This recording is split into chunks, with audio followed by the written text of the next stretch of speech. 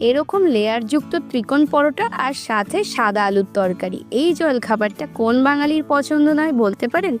আজকে আপনাদের সাথে এই রেসিপিটাই শেয়ার করব। আর প্রত্যেকটা পরোটাই হবে একদম নরম তুলতুলে, আর ত্রিকোণ পরোটাও হবে একদম লেয়ারযুক্ত।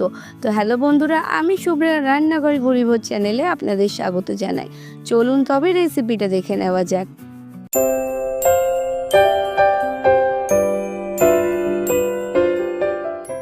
নরম তুলতুলে ত্রিকোণ পরোটা আর সাদা আলুর তরকারি বানানোর জন্য প্রথমেই একটা পাত্রে নিয়ে নিচ্ছি 2 কাপ পরিমাণে ময়দা। আজকে আমি পরোটাটা ময়দাতেই তৈরি করব, আপনারা চাইলে আটাতেও করতে পারেন।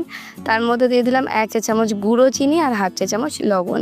তার সাথে দিয়ে দিচ্ছি 3-4 চামচ পরিমাণে সাদা তেল। তেলের পরিমাণটা ঠিক করে রাখতে হবে আর ময়ামটা খুব ভালো করে দিতে হবে। 2 কাপের জন্য 3 চা চামচ, মানে 1 কাপের জন্য কিন্তু 1.5 চা চামচ।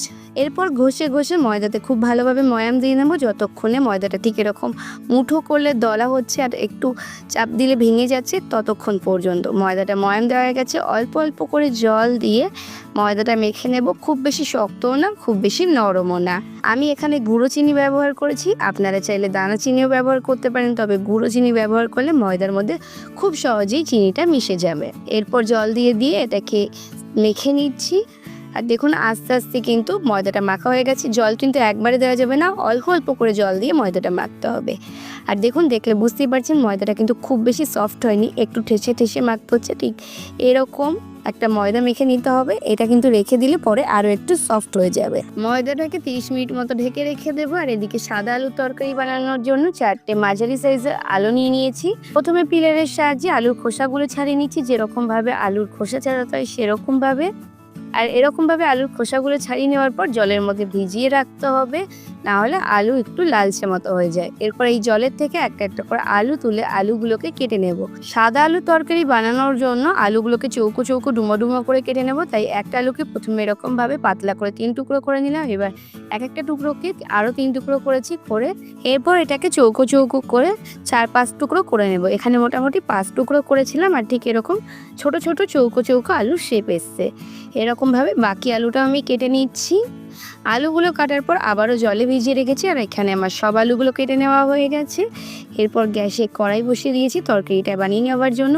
খুবই সিম্পল, খুবই সহজ বানানো। তার জন্য আমি প্রথমে 2 চা চামচ পরিমাণে সাদা তেল দিয়ে দিয়েছি, একটা শুকনো লঙ্কা, 1/2 চা চামচ কালো জিরে ফোড়নে দিয়েছি। 10 সেকেন্ড মতো 15 সেকেন্ড মতো একটু নেড়ে নিয়েছি। ফোড়নটা যখন সুন্দরভাবে হয়ে যাবে তখন যে আলুটা ভিজিয়ে রেখেছেন জল ছেঁকে সেগুলোকে দিয়ে দিচ্ছি। আলুগুলো দিয়ে দেওয়ার পর আলুগুলোকে নেড়ে চেড়ে ভেজে নিতে হবে। খুব বেশি লাল করে ভাজা যাবে না, তাতে কিন্তু সাদা আলুর তরকারি সাদা রঙটা থাকবে না। তাই লো টু মিডিয়াম ফ্লেমে দিয়ে ধীরে ধীরে সুন্দর করে নেড়ে চেড়ে ভাজতে হবে, যাতে আলুর গায়ে একটা হালকা ভাজা ভাব আসে বা শুকনো ড্রাই হয়ে যাওয়ার মতো হয়ে যায়, কিন্তু আলুগুলোর গায়ে কোনো লালচে দাগ পড়বে না। ঠিক এরকমভাবে ভাজতে হবে।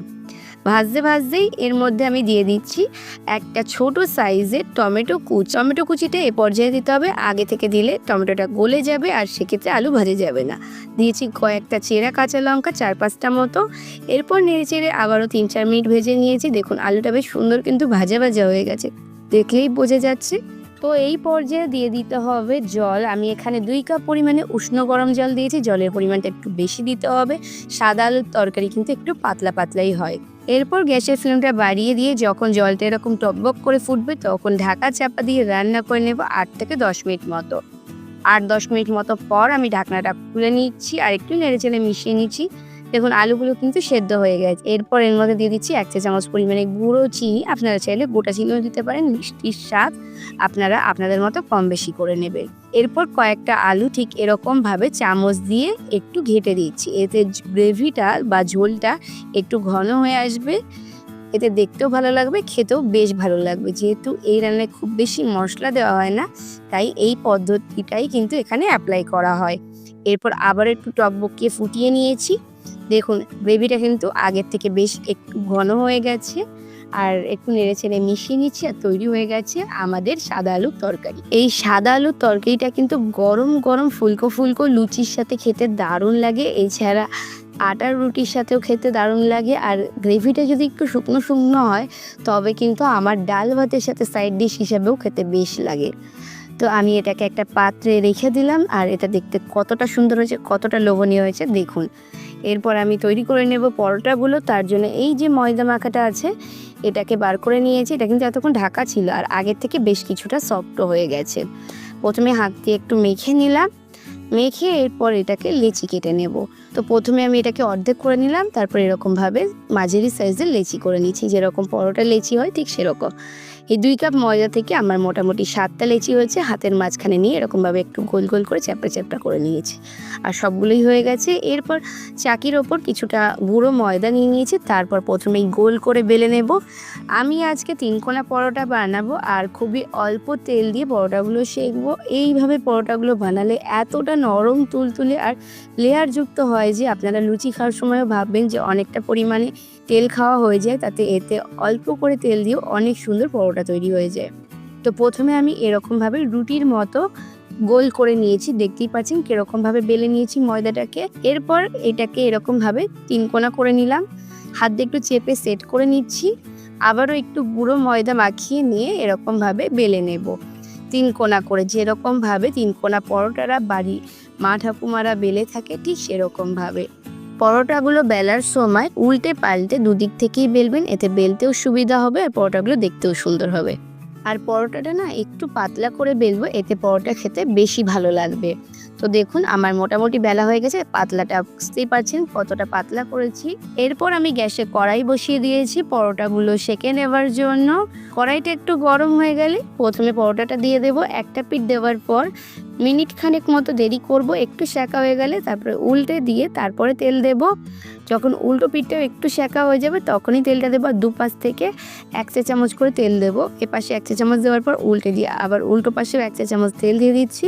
তেলটা দেওয়ার পর ভালো করে মাখিয়ে নিতে হবে আর এরকমভাবে ধারগুলো একটু চেপে চেপে ভাজবো, এতে ধারগুলো খেতেও ভালো লাগবে আর ধারগুলো ভালোভাবে সেঁকা হবে। অনেক সময় পরোটা সেঁকার সময় ধারগুলো ভালো সেঁকা হয় না, তাই একটু ধারগুলো এরকমভাবে চেপে চেপে সেঁকতে হবে। আর উল্টে পাল্টে দেখুন পরোটাগুলো সেঁকে নিচ্ছি, দেখতে কতটা সুন্দর হয়েছে। আর এরকমভাবে আমাদের পরোটাটা সেঁকে নেওয়া হয়ে গেছে। এগুলোকে তুলে হটপটে রেখে দেবো। আর আমি সব পরোটাগুলো সেঁকে নিয়ে এই হটপটটাতেই রেখেছি। পরোটা না তৈরি করার পর যদি হটপটে রাখেন তাহলে অনেক বেশি সফট হয়। দেখুন কতটা নরম হয়েছে, একদম রুমালের মতো নরম হয়েছে। পরোটাগুলো গরম ছিল, আমি ধরতে পারছিলাম না, তাও আপনাদের বোঝানোর চেষ্টা করছিলাম। এরপর আমি সার্ভ করে দিচ্ছি 3 কোনা পরোটা আর সাদা আলুর তরকারি। প্রথমে প্লেটে দিয়ে দিলাম 3 কোনা পরোটাগুলো আর তারপরে দিয়ে দিচ্ছি একটা বাটি, আর বাটির মধ্যে আমি সাদা আলুর তরকারিটা সার্ভ করে দেব। এই সাদা আলুর তরকারিটা কিন্তু খুব সিম্পল, একদম কম মশলায় তৈরি হয়ে যায় আর খেতেও দুর্দান্ত লাগে। লুচি পরোটা দুটোর সাথেই ভীষণ ভালো লাগে। তবে আমি বলবো এইভাবে একবার পরোটা বানিয়ে দেখবেন। দেখুন পরোটাগুলো কতটা লেয়ারযুক্ত হচ্ছে, প্রত্যেকটা লেয়ার বোঝা যাচ্ছে।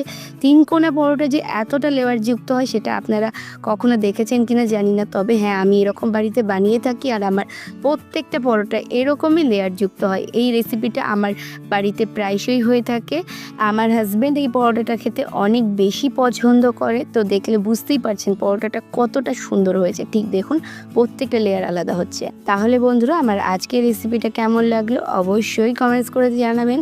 ভালো লাগলে লাইক শেয়ার করে অন্যদের দেখার সুযোগ করে দেবেন। আর যদি ফেসবুক থেকে আমার রেসিপিটা দেখে থাকেন তবে আমার পেজটাকে ফলো করে দেবেন। ইউটিউব থেকে দেখে থাকলে আমার চ্যানেলটাকে সাবস্ক্রাইব করে পাশে থাকা বেল আইকনে ক্লিক করে দেবেন, যাতে পরবর্তীকালে চ্যানেলে যখন নতুন কোনো রেসিপির ভিডিও আপলোড করব সবার আগে আপনাদের ফোনে নোটিফিকেশান পৌঁছে যায়।